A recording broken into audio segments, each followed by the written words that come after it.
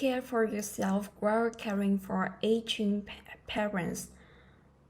Before we begin, please remember that this video is for general education only. It is not a substitute for personal medical advice, diagnosis, or treatment. Every older adult and every caregiver has different needs. Speak with a qualified healthcare professional when you have concerns about your own health or the health of the person you care for. In an emergency, contact your local emergency service. There is a kind of exhaustion that many people never see. It begins before the sun rises. You wake up and immediately start thinking, did your mother sleep well? Did your father take the correct medicine? Is there enough food in the house? Who will drive to the next appointment? Will your parents be steady enough to walk to the bathroom today? And what will happen if you are not there? Perhaps you are caring for an aging parent while also working full-time. Perhaps you have children of your own. Perhaps your brother or sister live far away. People may tell you that you are strong and dependable, but sometimes being the dependable person means everyone assumes you will continue carrying the weight. Day after day, week after week, you may not even call yourself a caregiver. You may simply say, I am helping my mother, or I am taking care of my father because he needs me.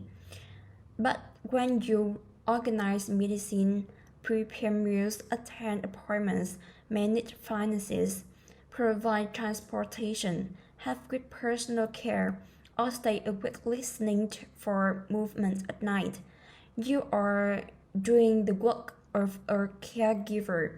And today this video is for you because there is one true caregiver often got forgot.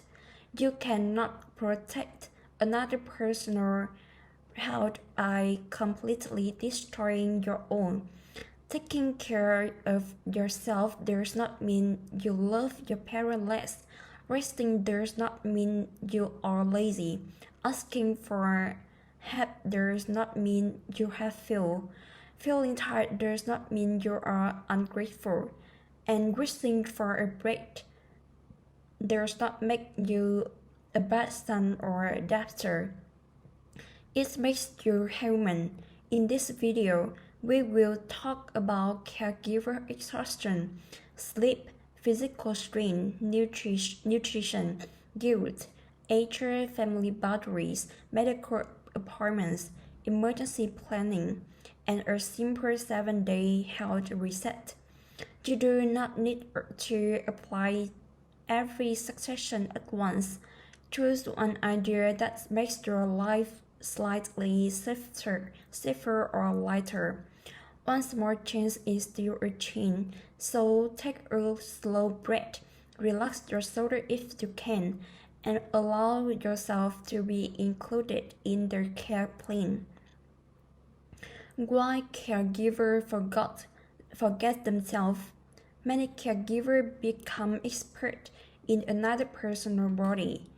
They know which medicine must be taken in the morning. They notice changes in appetite, balance, memory, and sleep.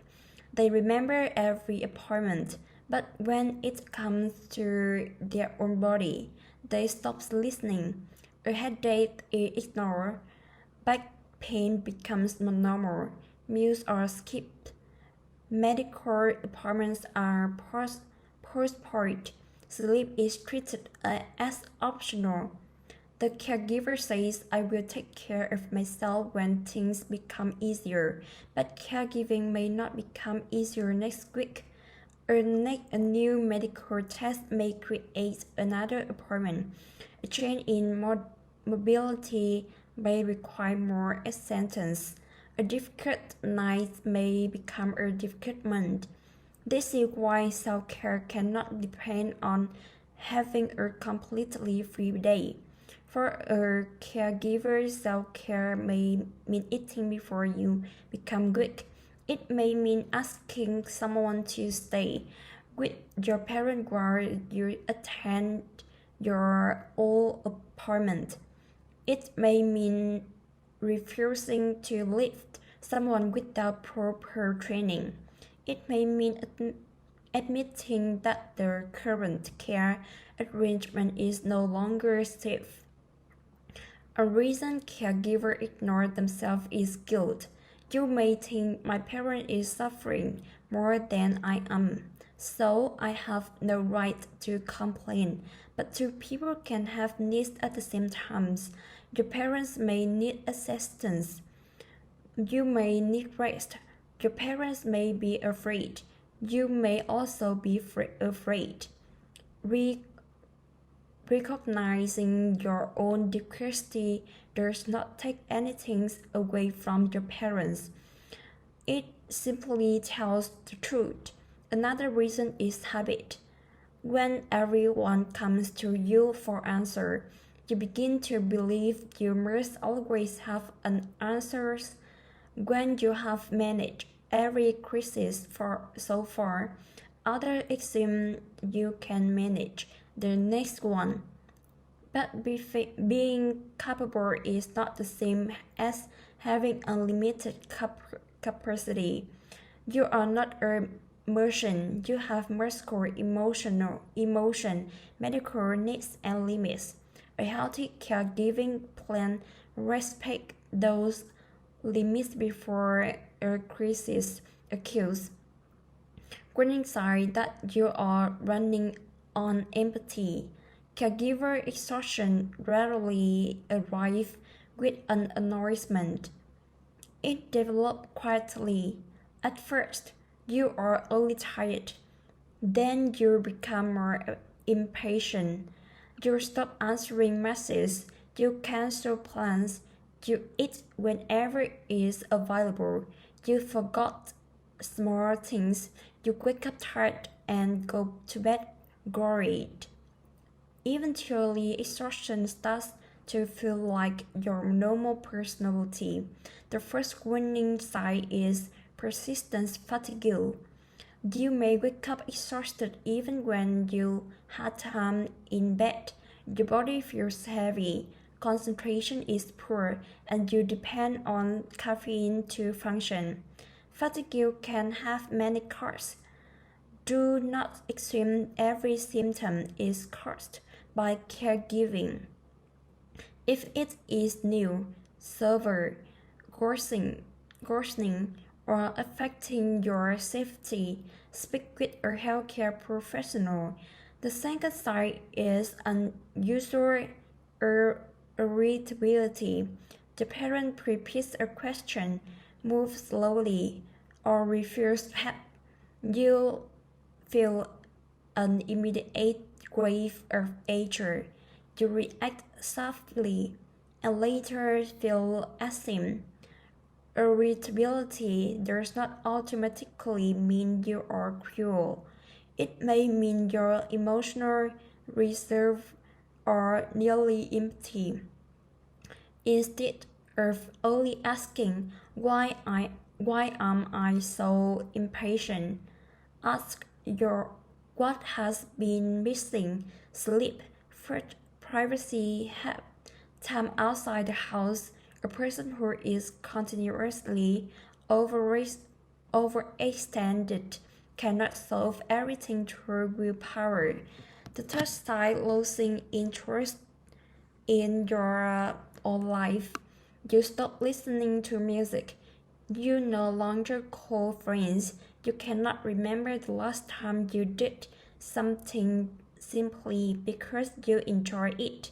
Your identity becomes a list of caregiving tasks.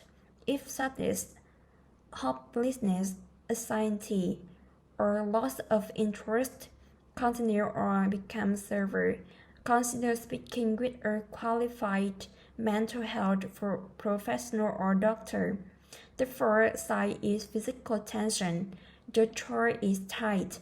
Your shoulder is remain lifted.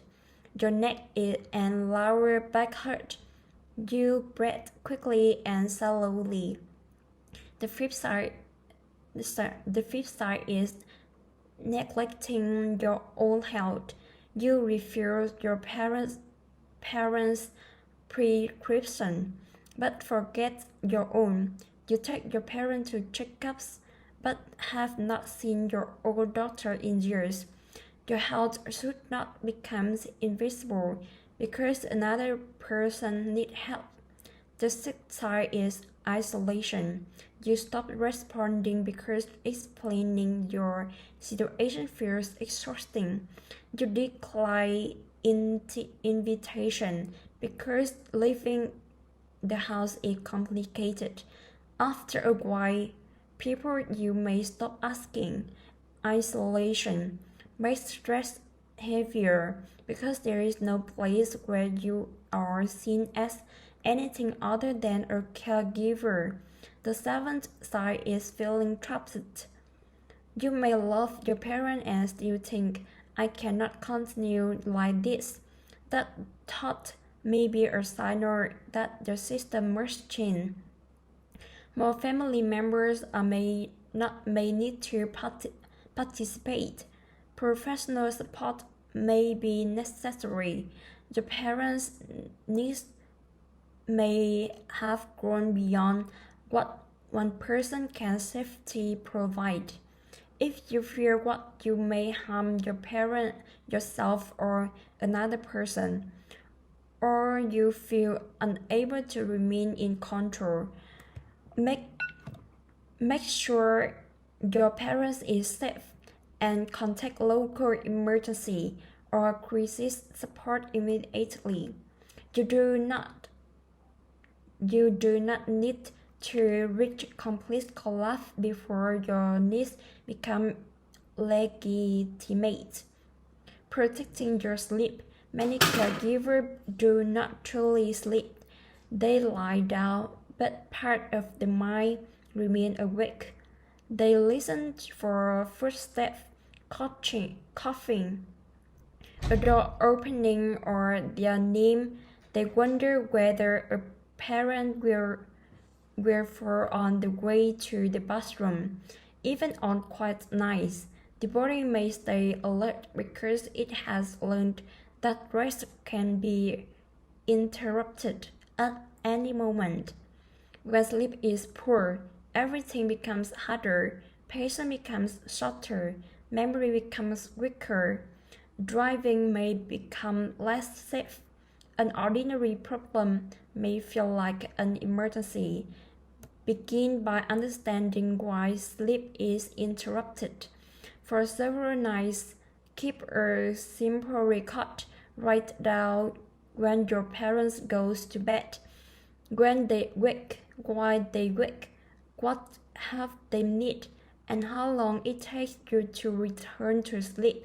This is not for diagnosing the problem yourself. It can help you explain the pattern to a healthcare professional.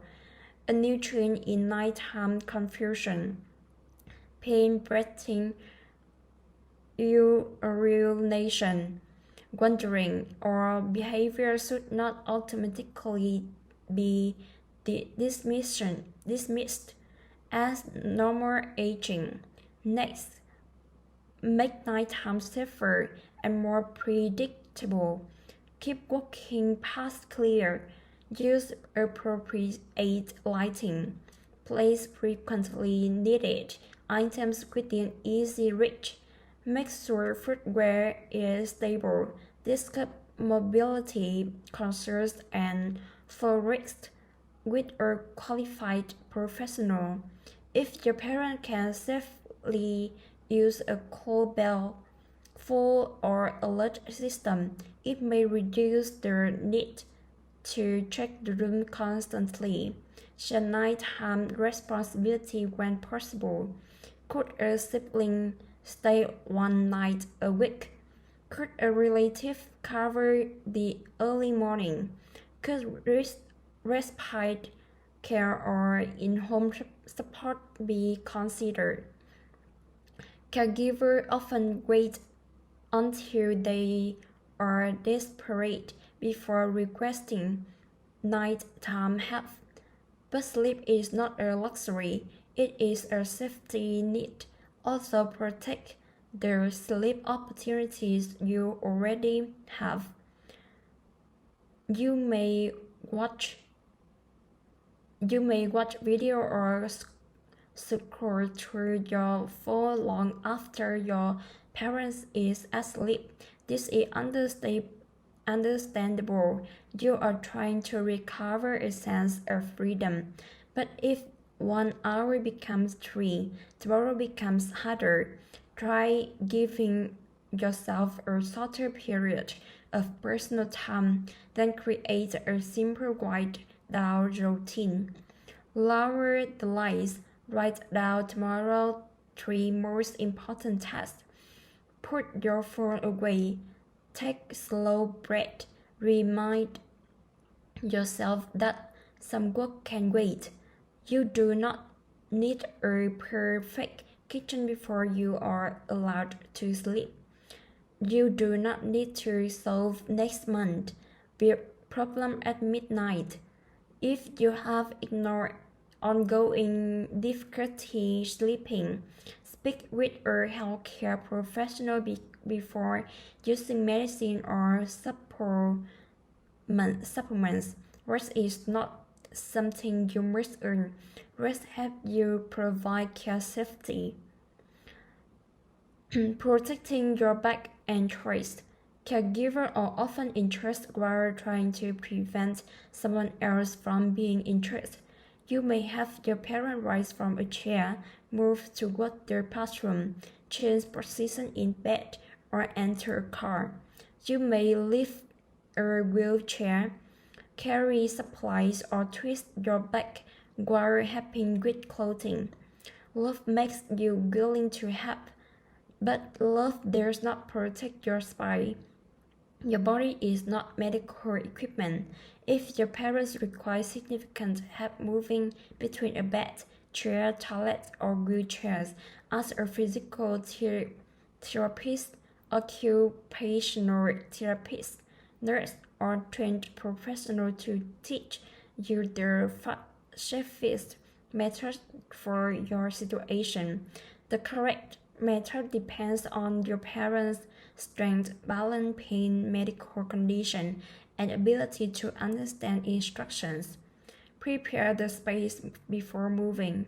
Clear obstacle. Position the chair. Open the working path. Place equipment where it belongs. Do not begin or transfer, and then discover that something is in the way. Avoid twisting while supporting weight. When possible, move your feet and turn your entire body instead of rotating only your back. Store frequently used supplies at a comfortable height. If you repeatedly bend for clothing, medicine, or hygiene products, reorganize the area. Use assistive equipment only when it is appropriate and properly installed. A grab bar, stove chair, raised toilet seat, transfer aid, or mobility device can help, but incorrect equipment may create new risks. Never assume that because you moved your parents safely yesterday, it will be safe today. Their strength may change, your strength may change. Pain, dizziness, illness, or fatigue can alter the situation. Pay attention to your own symptoms. Persistent pain, numbness, weakness, severe pain after lifting, or pain following a fall deserve medical attention. Give your body short movement breaks. Roll your shoulders. Open and close your hands. Walk around the room. Change position. Take several slow breaths. Connect these breaths to tasks you already perform. After organizing medicine, stretch your hands. After breakfast, walk for 2 minutes. After an appointment, relax your shoulders before unloading the car. The body is part of the care system. Protecting it is practical, not selfish.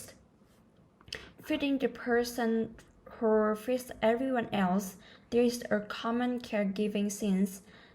You prepare a balanced meal for your parent. You cut the fruit into small pieces. You check that it follows medical instructions. You encourage your parent to drink water. Then you stand at the kitchen counter and eat cracker. Or you drink another cup of coffee and call it lunch. You do not need a perfect diet. You need a realistic system. Begin with one rule. When you prepare food for your parent, include something for yourself.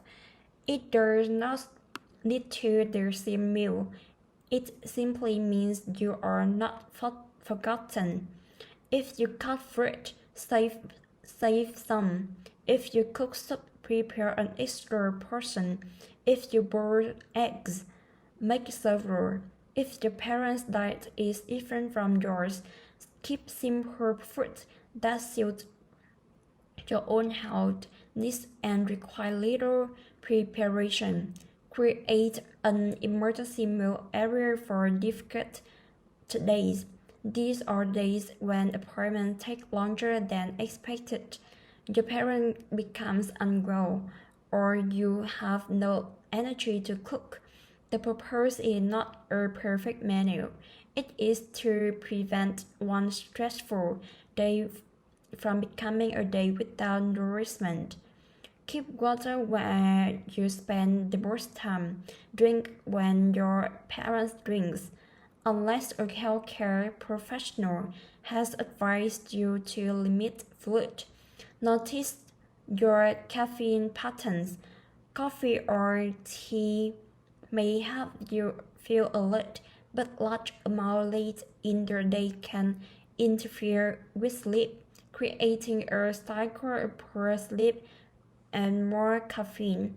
Also notice if alcohol has become your main way to relax. If you are concerned about drinking or another coping habit, speak honestly with a qualified professional. There is no shame in needing support. Sit down when you eat whenever possible. Put both feet on the floor. Relax your jaw. Taste the food. For 10 minutes, allow your body to receive care instead of only providing it. Guilt, anger, and hidden emotions. Caregiving is often described as an act of love, and it is, but love is not the only emotion in the room. There may also be fear, anger, resentment, loneliness, grief, and guilt. You may feel guilty because you are tired, guilty because you become impatient, guilty because you want time alone, guilty because your parents need more than you can provide, guilty because you miss the life you had before caregiving began. But an emotion is not a moral value.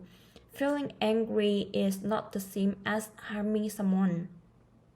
Wanting a break is not the same as abandonment. Missing your old life does not mean you want your parent to suffer. Instead of saying, I am a terrible person, use more accurate language.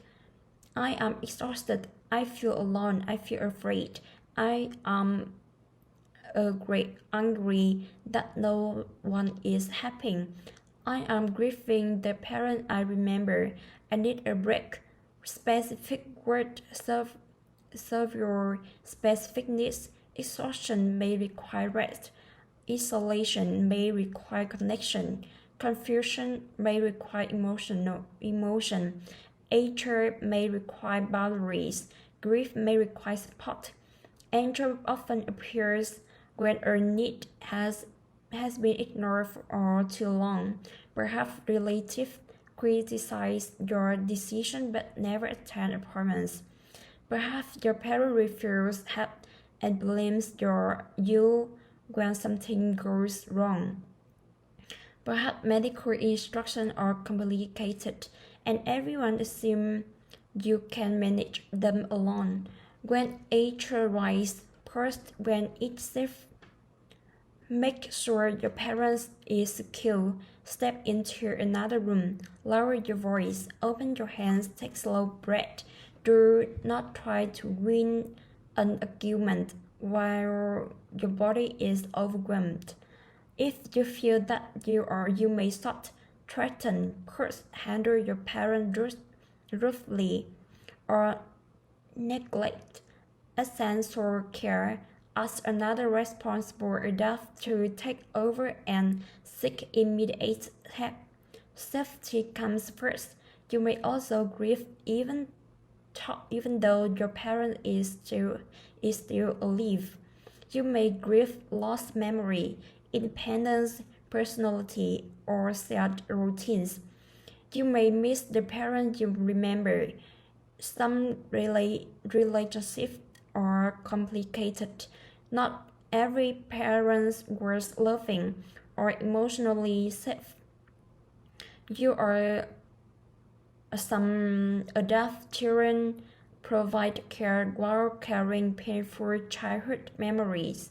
You are allowed to acknowledge that history. Providing care does not require pretending that the past were perfect. A therapist, caregiver group, trusted friend, or spiritual advisor may have with emotions that feel too heavy to carry alone. Strength is not pretending that nothing hurts. Something strength is saying, I love my parent and I cannot do this without support. Asking for help and setting boundaries. Many people say, let me know if you need anything.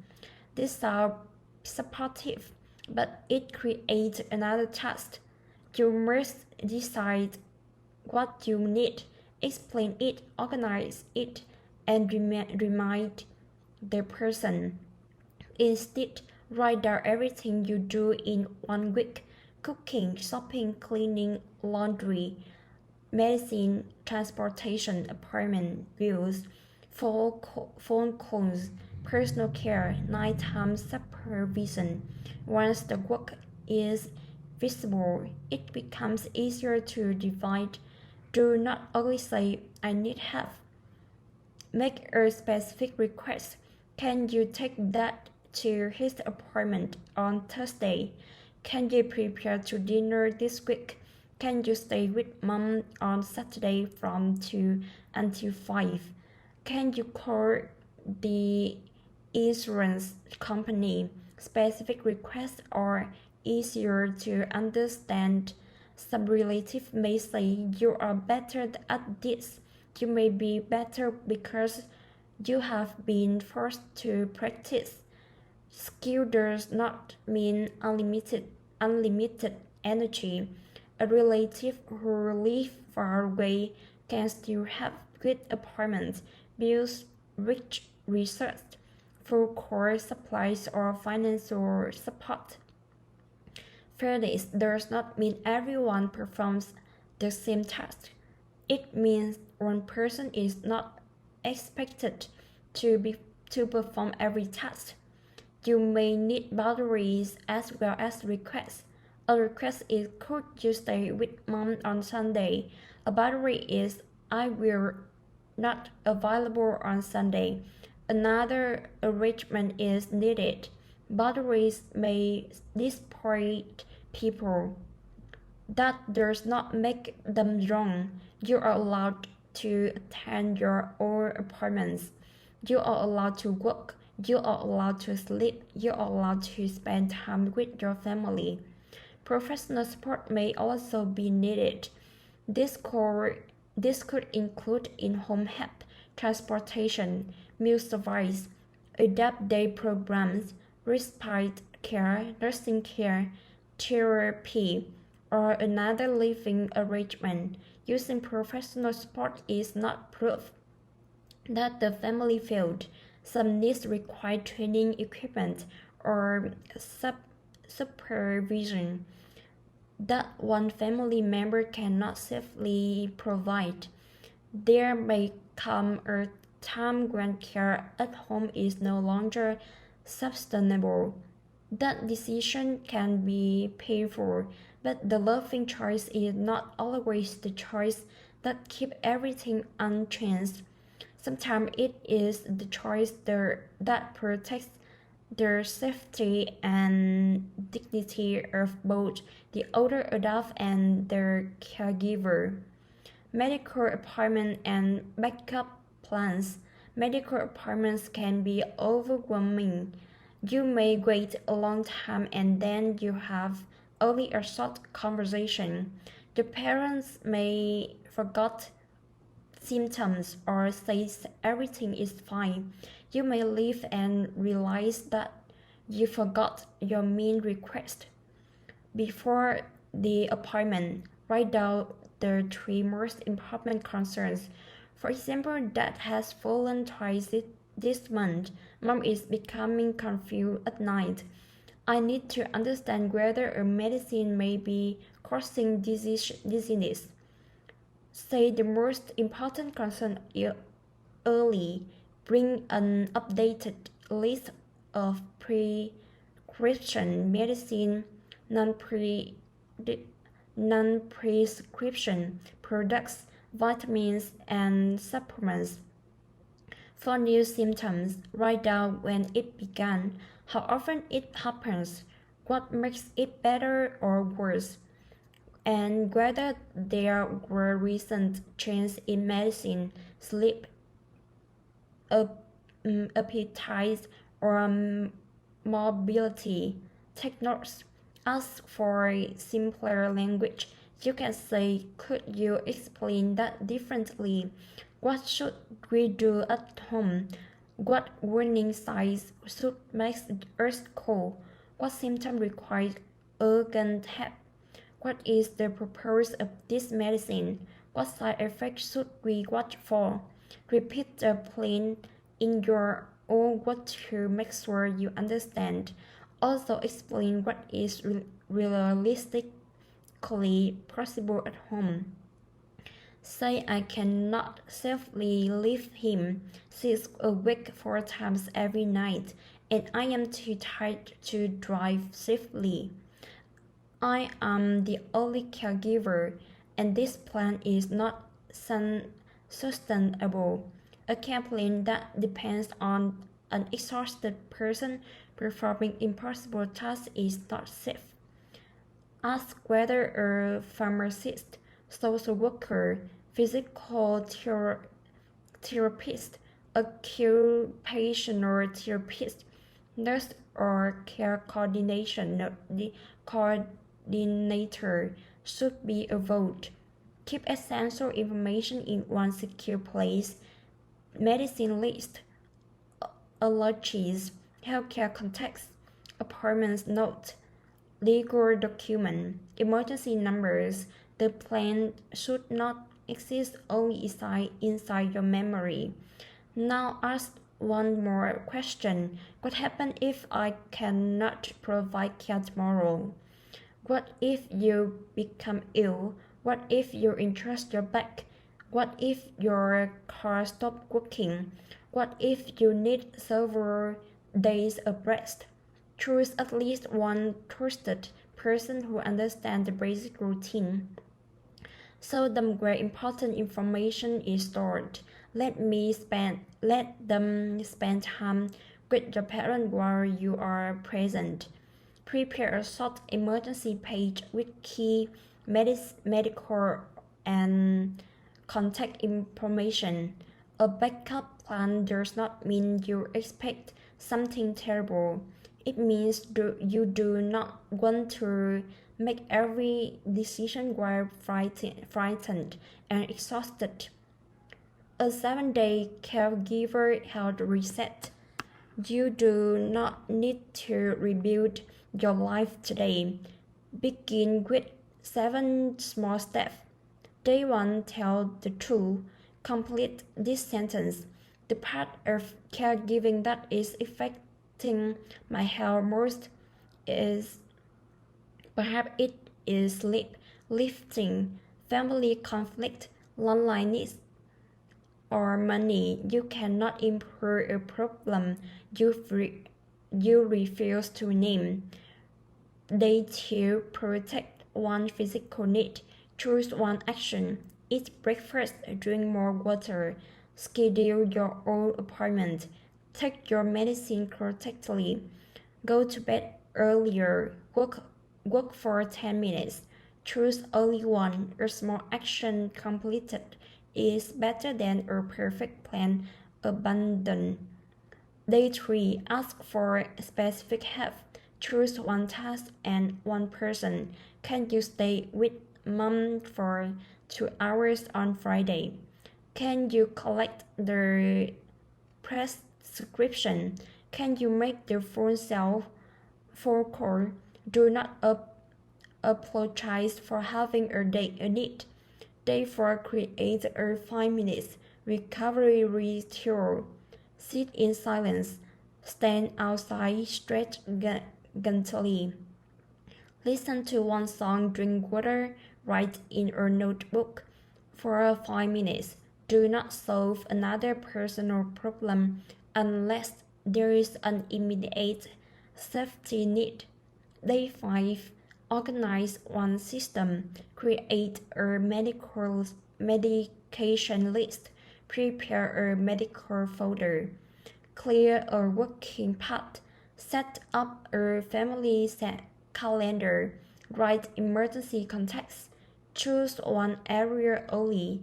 Better system reduce the number of decisions your brain must carry. Day 6, reconnect. Call a friend. Message another caregiver. Join a support group. Speak with someone who knows you as a person, not only as a caregiver. You can say this has been a difficult week and I needed someone to talk. Day 7, review. Ask yourself what happened, what was unrealistic, what still feel unsafe, which tasks should not belong only to me. What support do I need next week? Then make 3 lists. Tasks I can continue doing. Tasks that must be shared. Tasks that require professional guidance. You can love your parents without personally performing every task. One day you may look back on this period and remember the difficult moment, the sleepless night, the appointments, the paperwork, the fear of making the wrong decision. But you may also remember small moments, your mother smiling at an old song, your father telling the same story again, a quiet cup of coffee, a hand held in a waiting room, the afternoon light coming through the window. Caregiving can contain love and loss at the same time. It can be meaningful and exhausting. It can make you feel strong one day and overwhelmed the next. There is no perfect caregiver. There is only a person doing their best inside a difficult situation. Remember this, you do not have to become sick to prove that you love your parent. You do not have to injure your body to prove that you are lower. You do not have to remain silent to prove that you are strong. You do not have to do everything alone to prove that you are capable. Your parents' health matters, and your health matters too. Your sleep matters. Your appointments matter. Your relationship matter. Your emotional well-being matters. Your future matters. Tonight, choose one small action. Drink a glass of water. Send a message asking for help. Prepare your own breakfast. Schedule an appointment. Write down the tasks you can no longer carry alone. Stand near a window and take one slow breath. A healthier caregiving life is built through repeated moments in which you remember, I am part of this family too. My body is part of the care plan. My needs are real. I am allowed to receive help.